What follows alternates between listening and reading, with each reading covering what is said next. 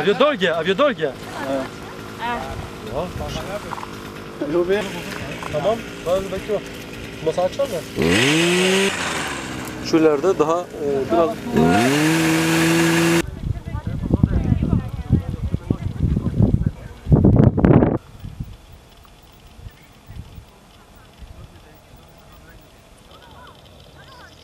Adam demiş ki bak çürümeye başlarsa gelinler diye.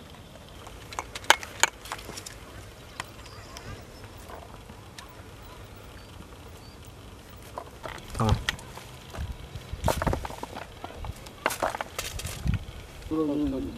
Ne gider? Böyle haber falan. Sabah haberleri. Evet. Telefonla mı? Yok canlı yokmuş. Bildiğin. Hangi ülkeye haberleşiriz. Sen hangi gün müsaitsen. Ama hava ki latent bana ama diye. Çok etkili. Xude hulezani şayet kağıtlara tarif kim? 2007 yılında bu zeytin bahçemizi fidanlarını getirdik, ektik. 2007 yılından bu ana kadar sürekli çalışma oluyor. Bölgede zaten öncü çiftçilerden bir tanesiyiz. Öncelik olarak mesela bu yörede bu çalışma yoktu, zeytinlik yoktu. Biz bir öncü olmaya denedik. Başardık. Yetiştirdik. Yaklaşık 3-4 yıldır da verim alıyoruz zeytinlikten. İstihdam sağlıyoruz. Geleceğe yönelik planlarımız var. Zeytin ağacının zaten tarihi çok uzun yıllara dayanıyor. Yaklaşık 350-400 yıla kadar dayanıyor. Bunun biz araştırmasını yaparak bu işe girdik. Şu anda devlet de destek veriyor. %50'ye varan destekleri var devletin. Bu bahçeyi biz uzun uğraşlar sonucunda bu seviyeye getirdik. Ağaçlarımız şu anda 12 yaşında. Yaklaşık 4 yıldır da biz ürün alıyoruz. Bu ürünü de biz yağını çekiyoruz. Ondan sonra sofralara sunuyoruz, fabrikalara veriyoruz. Ülke ekonomisine ciddi bir katkıda bulunuyoruz.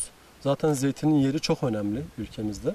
Yaklaşık 250 dönüm arazi var burada. 242 dönüm, 250 dönüme varan bir arazimiz var. Büyük bir bahçe. Evet, hepsi zeytinlik. Gemlik ve ayvalık çeşidi var. %20 ayvalık, %80 gemlik çeşidimiz var. Bu sene biraz geciktik. Havalar, yağışların durmamasından dolayı biraz gecikme oldu. Normalde Aralık ayındadır. Ama şu anda biz bitirmek üzereyiz yavaş yavaş. Bitirmeye çalışıyoruz. Her ağaçtan 8 ile 15 kilo arasında verim alıyoruz. Kaç tane ağaç var? Yaklaşık 8500-9000 ağacımız var şu anda dikili. Bunlar yaklaşık olarak 80-90 ton, 100 tona yakın bir ürün alıyoruz buradan. Öncelikle Silopi merkezi, Şırnak bölgesine, kendi bölgemize biz almak isteyen vatandaşlarımıza veriyoruz. Kendi el becerileriyle yapmak isteyen, sofralarını yapmak isteyen insanlara veriyoruz. Daha sonra biz bunu Antep, Nizip'e gönderiyoruz fabrikaya. Yağını çektiriyoruz. Oradaki pazarlardaki fabrikalara veriyoruz. Sofralık olarak yapılması için. Şu anda biz yaklaşık olarak 30 kişi şu anda burada çalışıyoruz. Şu anda bugün itibariyle 30 kişi çalışıyoruz. Sulama sisteminde 5-6 kişi çalışıyor. Budamasında 5-6 kişi çalışıyor. Toplamasında 30 kişiyi buluyor. Bu zaman zaman işte makineler, teknolojide biz kullanarak yani takip ederek biraz daha iş yükünü azaltmaya çalışıyoruz. Tabii şartlar biraz zor. Kış ayında, sonuçta toplama Aralık ayında başlıyor. Şartlar zor. Günün belirli bir kısmından faydalanabiliyoruz. Yağışlar bu sene bayağı bir aralıksız devam etti. Bize fırsat vermedi toplamamıza. Ödüllü bir çiftçiyiz. 2012'de, 2011, 2012'de yılın en iyi çiftçisi seçildik. Bakan Bey bizi ödüllendirdi bölgemize. 2 yıl üstü oldu bu. Onun için hani bu sadece zeytinlik bir alan. İşte kayısı bahçesi var, siirt fıstığı var, seracılık var, dışarıda ekim var. Bunlar da devam ediyor. Şu anda bizim 600 dönüme yakın bir ekili arazimiz var. 250 dönüm zeytinlik olmak üzere, 80 dönüm siirt fıstığı, 13 dönüm kapalı alan sera, 10 dönüm kayısı bahçesi, nar bahçemiz var.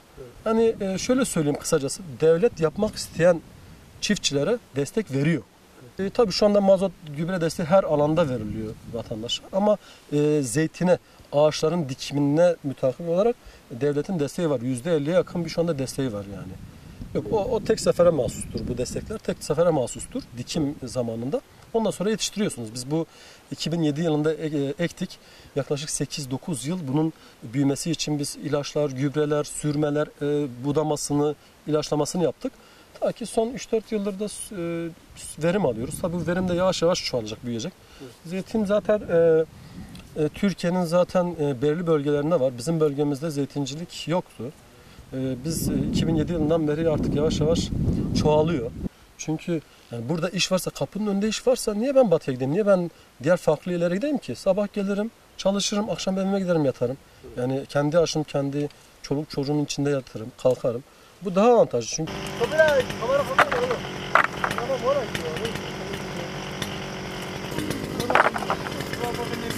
Bana gelmesin.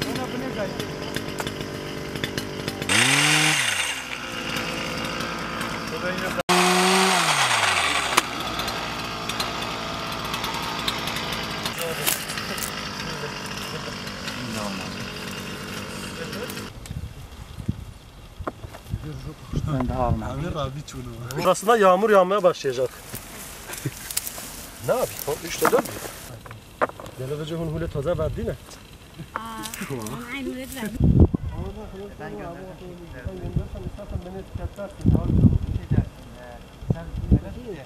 Tamam, sen bana gönderirsen paylaşalım.